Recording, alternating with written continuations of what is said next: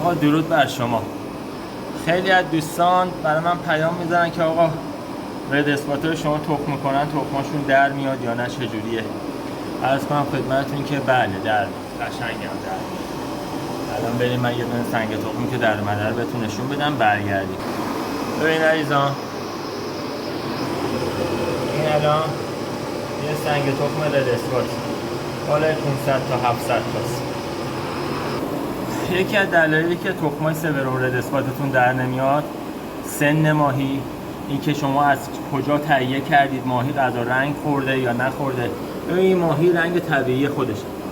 ماهی که غذا رنگ خورده باشه شاید اگه بخواد یه سال جواب بده 2 ساله جواب میده، چون باید اون بدنش خارج بشه، هورموناش دوباره تنظیم بشه.